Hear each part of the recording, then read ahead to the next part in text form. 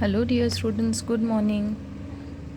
Students, in our this video I'm going to start with question number 7 as हम लोगों का question number 6 तक previous video में हो गया था. So question number 7 जो है children, see the question, it is in word problem type question actually, ठीक है. So in a class of 200 students, एक class में 200 student थे, उन्होंने कुछ examination appeared की. उसमें से 35 स्टूडेंट्स जो है वो CET एग्ज़ाम में फ़ेल हुए. अलग अलग टाइप के एग्ज़ाम्स अपीयर की, जैसे CET के बारे में मेंशन किया हुआ है, यहाँ पे नीट के बारे में मेंशन किया हुआ है, JEE के बारे में किया हुआ है.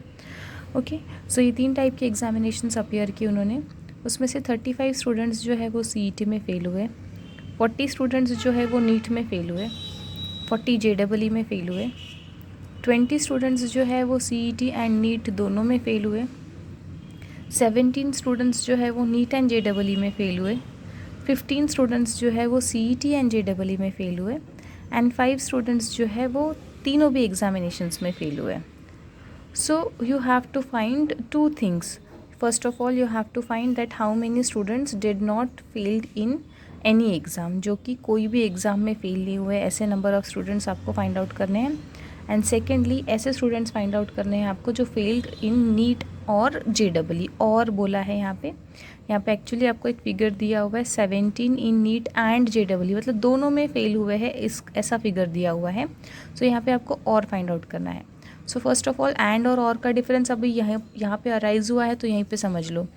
एंड मीन्स दोनों में भी, ओके, दैट मीन्स नीट में भी एंड JEE में भी, दोनों में भी. सो एंड के लिए मैं लिखूँगी इंटरसेक्शन, ओके, क्योंकि दोनों की बात हो रही है, तो दोनों में कॉमन, मतलब इसमें भी एंड इसमें भी, मतलब नीट में भी एंड JEE में भी, जो दोनों में फेल हुए, तो ऐसे इंटरसेक्शन वाले एलिमेंट्स देखने पड़ेंगे हमको. सो बेसिकली हम एंड के लिए इंटरसेक्शन ये सिंबल यूज़ करते हैं, एंड और के लिए हम लोग यूनियन ये सिंबल यूज़ करते हैं. Okay, so you have to remember that. मतलब यहाँ पे हमको ये पूछा है कि और मतलब नीट में या फिर JEE, दोनों में से किसी एक में. सो लाइक दिस आपको पूछा है. सो चिल्ड्रन, ये जो टाइप का क्वेश्चन है इसके लिए तो इतना कॉम्प्लिकेटेड है, बिकॉज इतने सारे फिगर्स एंड इतना सारा डाटा गिवन है कि हम लोग कॉमन एलिमेंट्स जो है वो इजीली तो फाइंड आउट नहीं कर सकते. So for this particular thing, ये जो ऐसे टाइप के जो क्वेश्चंस होते हैं इसमें आपको वेन डायग्राम के थ्रू जाना होता है. और वेन डायग्राम आपको पता है कि the diagrammatical representation of all the given data, उसको हम लोग वेन डायग्राम बोलते हैं. So let's begin with our solution children. ये क्वेश्चन मैं आप लोगों को इसलिए डिटेल में एक्सप्लेन कर रही हूँ, एंड इसके बाद वाले जो क्वेश्चन है, जैसे for example question number 8 and question number 9, same type के थियोरेटिकल क्वेश्चन है, मैटर कुछ अलग रहेगा, बट वो आपको खुद से सॉल्व करने होंगे. सो फर्स्ट ऑफ ऑल हम लोग क्या करेंगे, सी इन द सॉल्यूशन लेट हम लोग x को कंसिडर कर लेते हैं, that set of all students. Set of all students मतलब ये हमारा फिर यूनिवर्सल सेट हो जाएगा. हमारे एक क्लास में जितने भी स्टूडेंट थे उन सबका सेट को मैंने x कंसिडर कर लिया, नेमिंग दिया है मैंने, मतलब 200 समझ लो x की वैल्यू हो गई. ठीक है, देन फिर हमने c कंसिडर किया है, c सेट हमने कंसिडर किया है. Set of students failed in CET. Okay, failed in CET, जो CET में फ़ेल हुए हैं ऐसे स्टूडेंट्स को हमने, फर्स्ट एग्ज़ाम जो है हमारी CET, उसमें फ़ेल होने वाले स्टूडेंट्स को हमने C सेट में कंसिडर किया है. मतलब number of elements in C set कितने हो गए, 35. देन फिर हम कंसिडर करेंगे सेट N, समझ लो सेट हम ऐसे स्टूडेंट्स को कंसिडर कर रहे, those who have failed in NEET, जो नीट में फ़ेल हुए हैं. So number of elements in set N कितने हो गए हमारे, 40. Then we are considering J हम ऐसे सेट को कंसिडर करेंगे, set of students failed in JEE, जो JEE एग्जामिनेशन में फ़ेल हुए हैं. सो ऐसे कितने स्टूडेंट्स हैं हमारे पास में, 40. सो x की 200 है, इसकी 35 है, इसकी 40 है, एंड इसकी 40 है. So this are the value जो 4 हमारे पास में गिवन है. अब आ जाते हैं हम लोग जो कि कॉमन वाले हैं.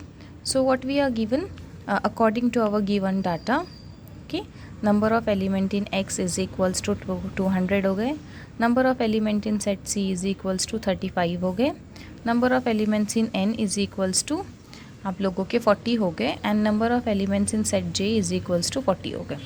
This much is clear. After that moving on, next क्या गिवन है आपके पास में, 20 स्टूडेंट्स ऐसे हैं जो CET में एंड नीट में फेल हुए हैं, CET एंड नीट. And what I have told you कि आप एंड के लिए क्या यूज़ करोगे, you will use intersection for and. So CET is which set, CET set C. NEET is which set, NEET is net set n. So C and N है, so that means C and N mean C intersection N. So number of elements in C intersection N set हो गया आप लोगों का 20, because 20 students इसमें fill हुए हैं. So like this you have to create. Then next है आप लोगों के पास में 17 in NEET and JEE. NEET set के लिए आप N लिखोगे, JEE सेट के लिए आप J लिखोगे, एंड फॉर एंड मतलब इंटरसेक्शन, मतलब दोनों में जो हुए हैं ऐसे बच्चे जो इसमें भी फेल हुए हैं एंड इसमें भी फेल हुए हैं, कॉमन बच्चे. So number of elements in N intersection J is equals to हो गया आप लोगों का 17. Then 15 in CET and JEE. CET के लिए पता है हमको सेट C है, JEE के लिए सेट J है, इनका intersection number of elements is equals to मुझे मिल गया फिर इट्स 15. ठीक है, 15 मिल गया जो CET और JEE दोनों में हुए. So number of elements in C intersection J is equals to it is 15. And after that, the last thing which is given to us, the last data is 5 students failed in all the 3 examinations. So all the 3 examination मतलब CET, then NEET and then JEE. ठीक है, all the 3 मतलब intersection intersection intersection, C intersection N intersection J. So number of elements in this set is 5. So this is the data children जो कि हमारे theoretical इसमें लिखा हुआ था, हमने उसको इस टाइप से मेंशन किया. Now come to your Venn diagram. Okay, Venn diagram, diagrammatical representation of what we have told. Okay, so इसको एक बड़ा एक आप स्क्वायर और rectangle box whatever you want to make आप बना लो. ठीक है, this is our set X मतलब यूनिवर्सल सेट. तो ये नंबर ऑफ एलिमेंट्स हो गए हमारे सारे स्टूडेंट्स, जो टोटल नंबर ऑफ स्टूडेंट्स है हमारे 200, वो आपके सेट X में आ गए. आफ्टर दैट CET एग्ज़ाम के लिए सेट C है हमारा. ओके, एंड इसमें एंड देन नीट एग्ज़ाम के लिए आपका सेट N है, एंड JEE के लिए आपका है सेट J. सो ऐसे इसीलिए मैंने इंटरसेक्शन में क्यों बनाया, बिकॉज कॉमन एलिमेंट्स भी है आप लोगों के पास में. C ये हो गया आपका सेट X जिसमें कि 200 एलिमेंट्स है. ये आपका सेट C है, ये आपका सेट N है, एंड ये आपका सेट J है. नाउ C सेट C में ऐसे बच्चे चाहिए हमको जो कि सेट C में फेल हुए हैं. ऐसे हमारे पास में टोटल 35 है, मतलब ये सर्कल में हमारे पास में पूरे 35 नंबरिंग्स आनी चाहिए. ठीक है, सेट N में कितने हैं आपके 40, तो ये सर्कल में मेरे पास में 40 काउंटिंग आनी चाहिए, एंड J में मेरे पास में भी 40 आनी चाहिए. So how will you represent, कैसे लिखोगे आप. C और N जो दोनों में है वो कितना है 20. सो ये C और N दोनों का पार्ट हो गया ये वाला C इंटरसेक्शन वाला पार्ट, ये है जो सेट C में भी है और सेट N में भी है. सो ये पार्ट के एलिमेंट्स हो गए आप लोगों के 20. ठीक है, शेडिंग मैंने फॉर एक्सप्लेनेशन एक्सप्लेन किया था. यहाँ पे आ गया आपका 20 दिस मच जो शेडेड पोर्शन है. देन N और J में कॉमन कौन सा पार्ट है, ये सेट N है, ये सेट J, इसका कॉमन पार्ट ये वाला है इतना. ओके, सो इसमें आएगा 17, यहाँ पे मैंने लिख लिया 17. देन मुझे चाहिए C and J. Okay, C and J का कॉमन पार्ट कौन सा है आपका, ये वाला. See this much it is actually this much, इतना है. सी इतना है, ये पूरा 20 हुआ. ओके, देन ये पूरा 17 हुआ आपका, जो कि N और J का कॉमन पार्ट है, एंड C और J का जो कॉमन पार्ट है वो है आपका 15, मतलब इतना पूरा आपका 15 हुआ एक्चुअली. सो इसमें क्या हो रहा है, ये जो मिडल जो सेक्शन है जो ऐसे लीफ टाइप क्रिएट हो रहा है, ये सेक्शन ऐसा है जो सेट C में भी आ रहा है, सेट N में भी आ रहा है, सेट J में भी आ रहा है, और वहाँ पे कितना है आपका 5 है. So I am writing 5 over here, मैं यहाँ पे 5 लिख रही हूँ. सो जब यहाँ पे 5 लिख दिया तो यहाँ पे पूरे टोटल 17 तो नहीं बचेंगे, बिकॉज 5 मैंने इतने पोर्शन में लिख दिया, तो आप यहाँ पे 12 लिख दोगे. ओके, देन C और J का देखो, C और J का 15 है. 15 में से आप 5 ऑलरेडी यहाँ पे लिख चुके हो, सो देयरफॉर आप यहाँ पे सिर्फ 10 लिखोगे in this much portion. Then for C and N, C और N का 20 जो था आपका, तो 5 आप लिख चुके हो, दैट मीन्स इतना जो शेडेड रीजन बचा था वो हमारा हो गया 15 वाला. ओके, ये हो गया हमारा 15 बिकॉज हम 5 मिडल में लिख चुके हैं.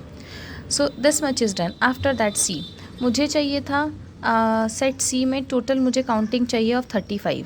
ओके, सो 35 में 15 here, 5 over here, 15 and 5 20 and 10 हो गया है, दैट मीन्स 30 हो गए. तो इतना जो रीजन बचा है वो सिर्फ मेरा 5 का है. ओके, मतलब 5 ही रहेगा इतने रीजन में, लाइक दिस.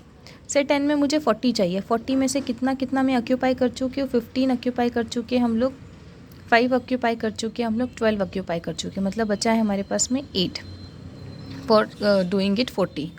ठीक है। सेट जे में मुझे चाहिए 40, सो 12 ऑक्यूपाई कर चुके, 5 ऑक्यूपाई कर चुके, 10 ऑक्यूपाई कर चुके, ओके 15 एंड 12 ऑक्यूपाई कर चुके, सो यहाँ पे हमारे पास में आ जाएगा 13 remaining thing. So like this it is our Venn diagram. So actually यहाँ पे सर्कल्स में आपको बहुत ये हो गया था।